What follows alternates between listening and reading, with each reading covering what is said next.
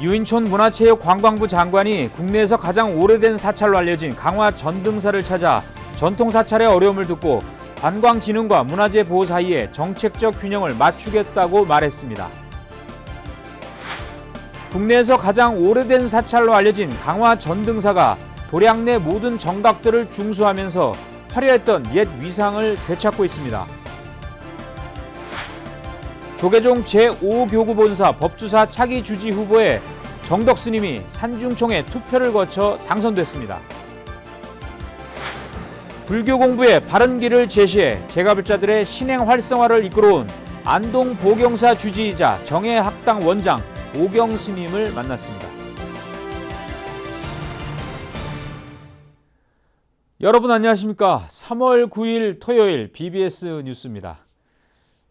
유인촌 문화체육관광부 장관이 현존하는 국내 사찰 가운데 가장 오래된 인천 강화 전등사를 방문해 참배하고 경내 곳곳을 돌아봤습니다.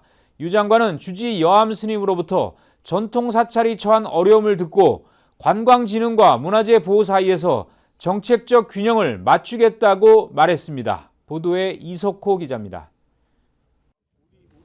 유인촌 문체부 장관이 천년고찰 강화 전등사를 찾았습니다.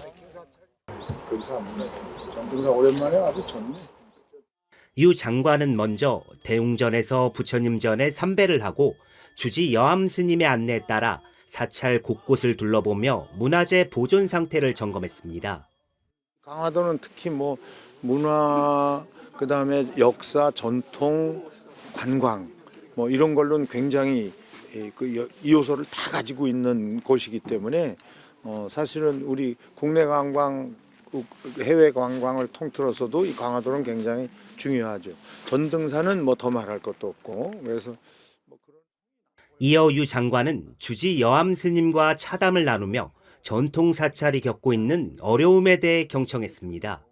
여암 스님은 한 해 60만에서 70만 명의 사람들이 전등사를 찾는다며 사촌 정비의 필요성을 강조했습니다.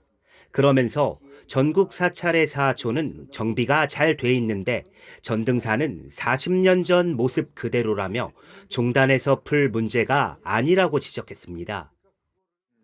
정부서나 인천시나 강화군에서 이 부분이 문화관광 사찰로서 문화관광 상품으로서 내놓으려고 한다면 사촌 정비가 시급하지 않나.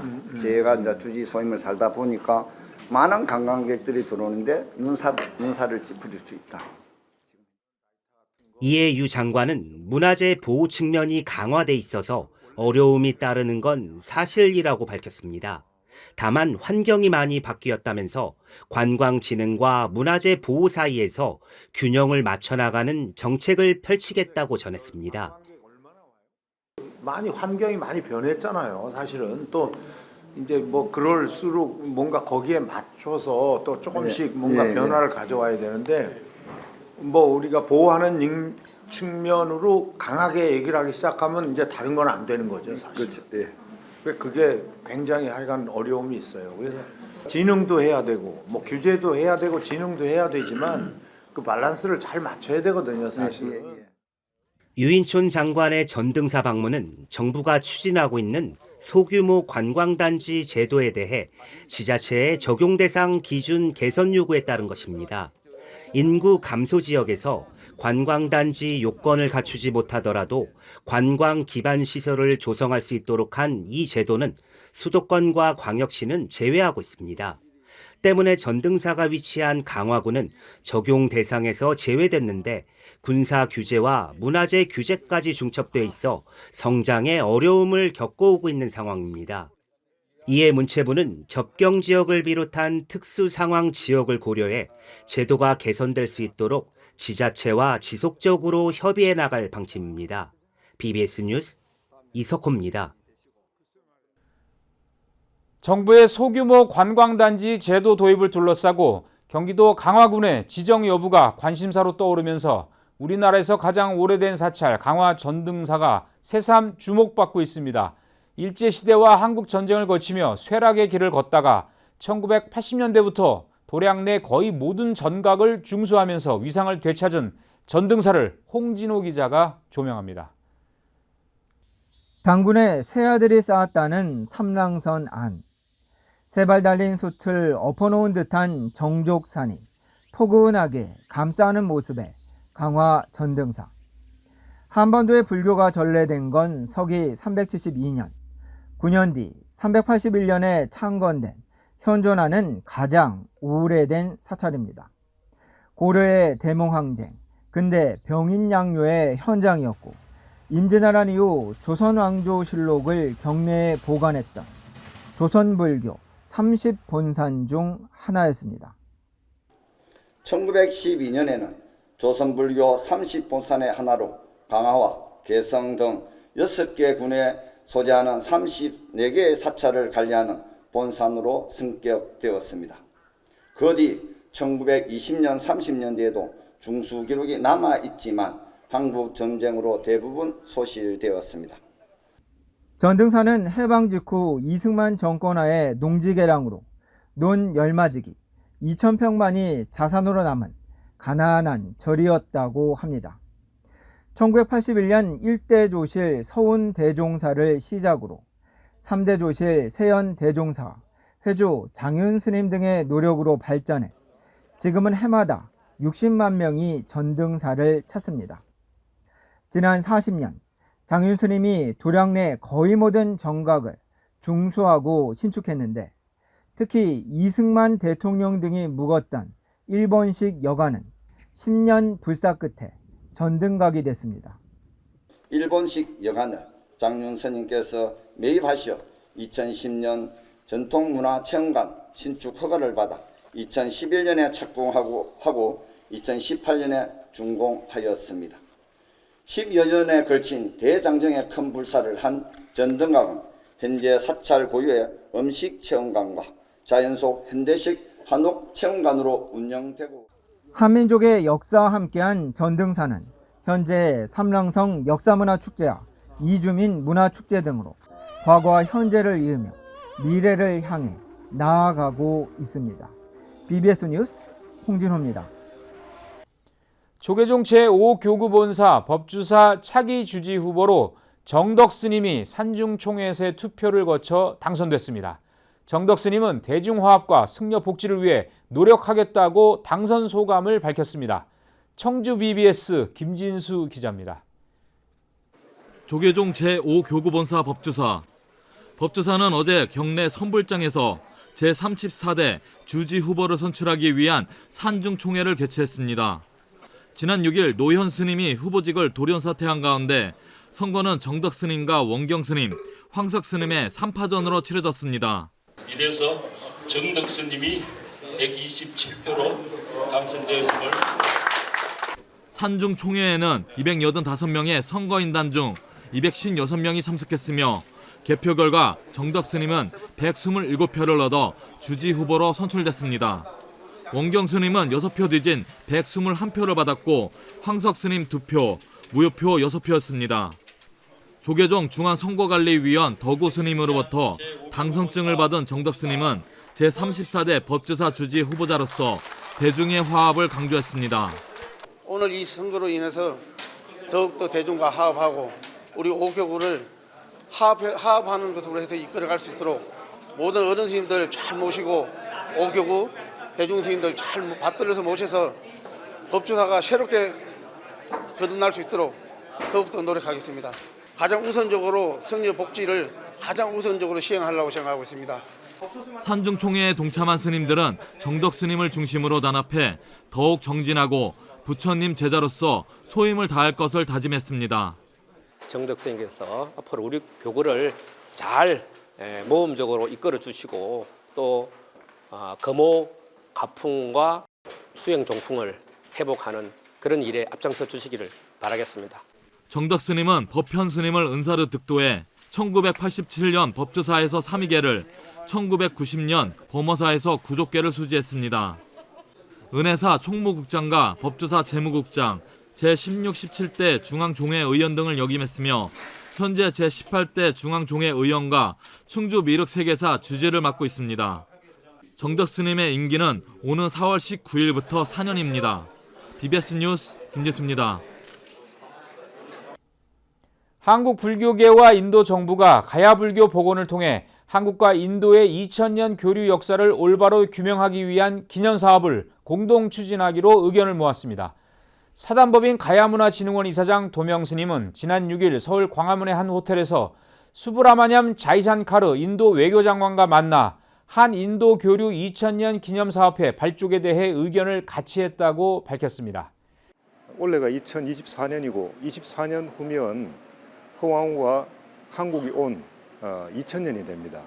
그래서 한국 인도 인연 또 내지는 수교 2000년 기념 사업회를 발족해서 이러한 사업을 계속 이어갔으면 좋겠다라는 제안을 외교 장관님께 드렸는데 장관님께서 긍정적으로 했으면 좋겠다라고 그렇게 말씀을 해주셨습니다. 도명스님은 또 인도 아유타국 공주 허왕옥을 통해 가야의 불교가 전해진 과정을 다룬 저서 가야불교 빗장을 열다 국문판과 영문판을 자이산카르 인도 외교장관에게 증정했습니다. 백제의 아름다움을 보여주는 국보 정림사지 석탑에 새겨진 글에 대한 탁본 작업이 진행됩니다.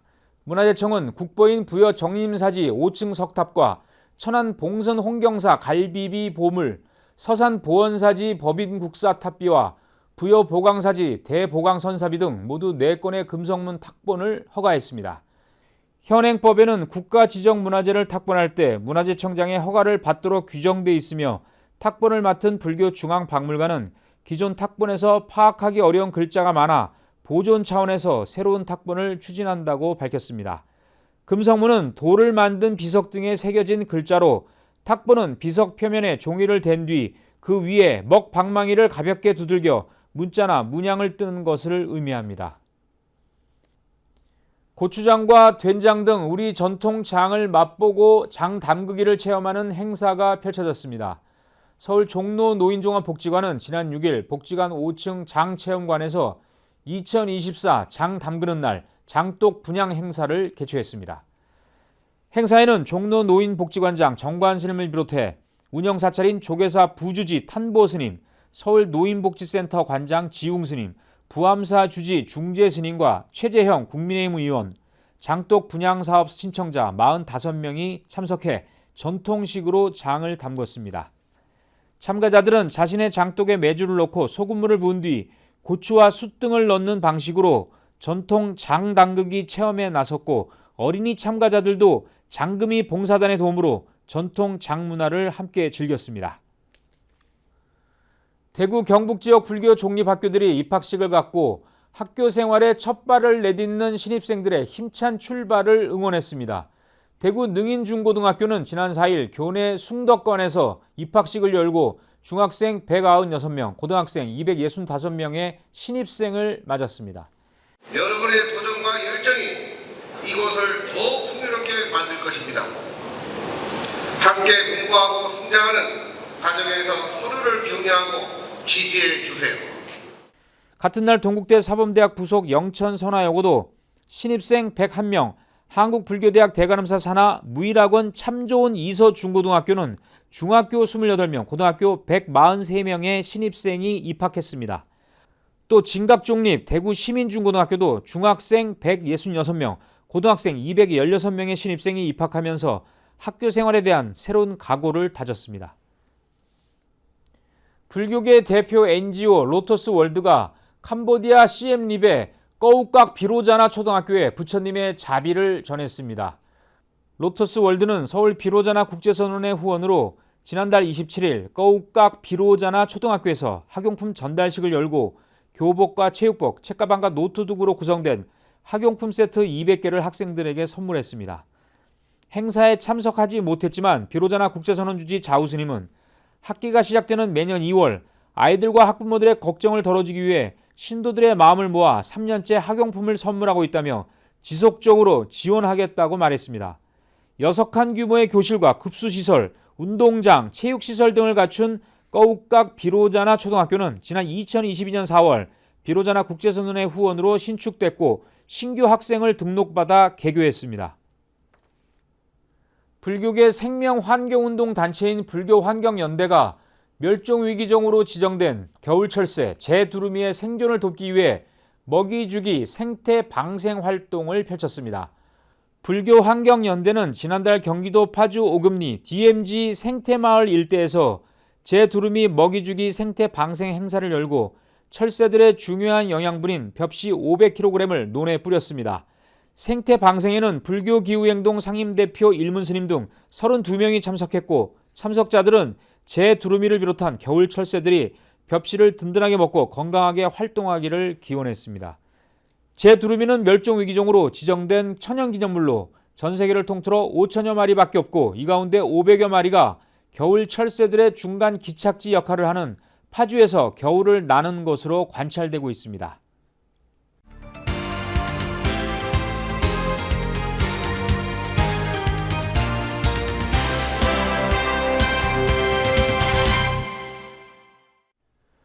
네, BBS가 만난 사람 오늘은 정해학당의 원장을 맡고 계신 오경 스님을 모셨습니다. 네, 자세한 얘기 들어보도록 하겠습니다. 큰 행사가 있다고 하는데요. 직접 들어보도록 하겠습니다. 스님 안녕하십니까? 네, 안녕하세요. 예. 자, 스님 그 2년 전에 한번 모시고 다시 예. 모셨는데요. 예. 3월 16일 경북 안동에서 정경 포럼 기독교와 불교의 만남 이런 제목으로 구원이란 무엇인가 이런 주제인데 자, 먼저요. 정경 포럼이란 무엇인지 그것부터 좀 소개해 주시죠. 예, 정경 포럼은 안동 보경사 제가 주석하고 있는 이 보경사에서 정의 학당이라는 학당을 운영하고 있고요. 또 그 가까이에 관음사에서 원경 스님께서 주도하고 있는 그 원경 학당이라는 학당이 있습니다. 이 두 학당이 연합을 해서 2022년에 만든 포럼으로 먼저 한 10여 년 동안 불교 공부를 통해서 불교를 깊이 이해하고 그 바탕 위에서 불교 사상을 바탕으로 다른 종교, 뭐 학문, 사상, 뭐 문화 등과 교류하고 담론을 통해서 서로 탁마하고 향상하며 또 그 불교의 저변을 확대하고 상호 간의 깊은 이해를 통해서 서로 존중하고 화합하는 아름다운 사회를 만드는 기반을 모색하고 또 이 시대에 나갈 방향을 한번 모색하는 그런 의미에서 만든 포럼입니다. 예. 만들어서 지금 꽤 오랜 시간이 흘렀군요. 22년에 했으니까 2022년. 이제 2년 됐고요. 2년 정도. 그래서 이제 1회는 그 불교와 과학과의 만남에서 현대 사회의 가장 핵심 키워드인 과학과 불교를 비교하는 그런 포럼을 진행한 적이 있습니다. 예, 그 주제를 아주 선정하는데 굉장히 중요한 주제를 이렇게 예. 특별히 선정하는 것 같아요. 예. 예. 이번에도 기독교와 불교의 만남. 보통 우리가 기독교와 불교하면은 좀 이게 이질적이다 이렇게 생각하는 분들도 일반인 중에는 예. 많이 있는데 이 시대에 종교 간 대화가 상당히 필요하다라는 의미로도 해석이 되는데요. 구체적으로 이번에 좀 중요한 발표나 토론이 예정돼 있습니까? 예, 먼저 그 오강남 교수님이라고 예, 유명한 분이죠. 유명한 분이죠. 세계적인 석학인데요. 비교종과학의 세계적인 석학님이 오셔서 심층 종교의 선상에서 보는 불교와 기독교와의 대화라는 주제로 기조 강연을 하시고요. 또 제가 이제 종교 간의 대화의 필요성과 불교의 이 구원관에 대해서 기조 강연을 하고 그다음에 이제 주제 발표로서 서울대학교의 종교학과 교수님이신 성혜영 교수님이 탈종교 시대와 종교 간의 대화라고 하는 주제로 수행과 구원의 이 개념을 중심으로 발표를 하시고요. 그다음에 이제 고려대학교 철학과 명예교수이신 조성덕 교수님께서 그 기독교의 대화로 열린 새로운 불교의 지평이라는 주제로 발표를 하시고 또 마지막으로 그 성공회대 연구 교수님이신 정계용일 박사님께서 보리수와 십자가라고 하는 그런 제목으로 고통의 한 대지 위에 서 있는 구원이 두 나무라고 하는 주제로 주제를 발표를 하십니다. 예, 중요한 주제들이 네. 많은 것 같은데 지금 말씀 들어보니까 이 구원이라는 개념을 매개로 불교와 기독교의 어떤 서로의 어떤 그 교류라든지 탁마하는 자리가 될 것 같은데 또 스님이 강조하신 걸 보니까 기독교와 가장 가까운 불교의 개념을 이제 천도라고 하셨지 않습니까? 그거 좀 설명 좀 해주세요. 천도가 가까운 개념이라는 어떤 의미. 예, 구원이라고 하면 이제 나쁜 곳에서부터 고통스러운 곳에서 구해준다는 의미잖아요. 그래서 나쁜 세상으로에서 좋은 세상으로 바람직한 세상으로 이렇게 옮겨간다는 뜻인데요. 그것하고 가장 원래는 사실 불교에는 기독교의 구원의 개념에 정확하게 부합하는 개념은 사실 없습니다. 그런데 이제 가장 가까운 개념을 생각해 보니까 이제 천도라는 게 그게 천도란 말 자체가 나쁜 세상에서 좋은 세상으로 옮겨간다. 천자가 옮겨간다는 뜻이거든요. 진리의 가르침인 부처님의 말씀을 통해서 생각을 바꾸면 그 생각이 바뀌면 세상이 바뀌니까 그것이 이제 천도다. 그래서 이제 우리가 천도라고 하는 것은 돌아가신 분한테 좋은 곳으로 가기를 기원하는 의식이기도 하지만 그것을 이제 구원의 의미입니다. 그래서 나쁜 세상에서 좋은 세상으로 옮겨간다는 뜻이기 때문에 그런데 그 가장 핵심적인 그 포인트는 마음을 바꾸는 거다. 마음이 바뀌면 생각과 행동이 바뀝니다. 그럼 우리의 삶이 바뀝니다. 다른 말로 업이 바뀌어요. 업이 바뀌면 나쁜 업에서 좋은 업으로 바뀌면 좋은 세상이 펼쳐진다고 하는 것이 불교의 기본 교리고요. 예. 상당히 그 연구할 영역이 아주 굉장히 무궁무진한 것 같다는 생각도 드는군요.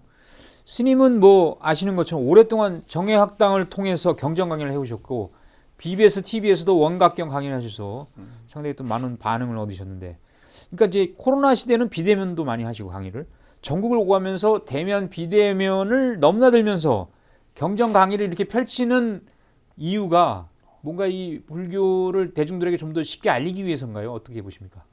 불교의 모든 신행, 수행의 근본은 부처님 가르침이다. 그를 정확하게 아는 것이 가장 기본이고 그 가르침을 아는 데서 이제 더 나아가서 그걸 의지해서 수행하고 그걸 의지해서 우리의 삶을 바꾸는 것, 그것이 불교 신행의 가장 핵심이다. 그러니까 모든 불자는 부처님의 가르침을 정확하게 아는 것에부터 모든 것이 시작돼야 된다.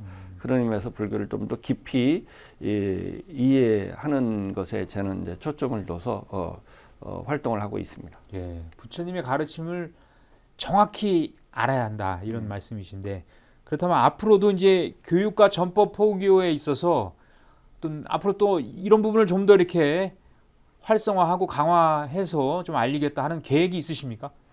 예, 불교 다른 분야의 사람들한테 불교라고 하는 종교가 어떤 종교인가를 이해시키고 그러니까 우리도 존경받고 다른 종교나 다른 사상도 우리가 존경을 해줄 수 있고 또 배울 것도 있고 그런 것을 통해서 같이 탁마하는 그런 것을 꾸준하게 해나갈 작정입니다.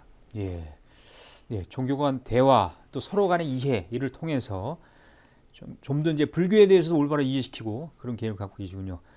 지금까지 정해학당 원장이신 오경 스님과 말씀을 나눴습니다. 오늘 대단히 고맙습니다. 감사합니다. 이상으로 3월 9일 토요일 BBS 뉴스를 마칩니다. 시청해주신 여러분 고맙습니다.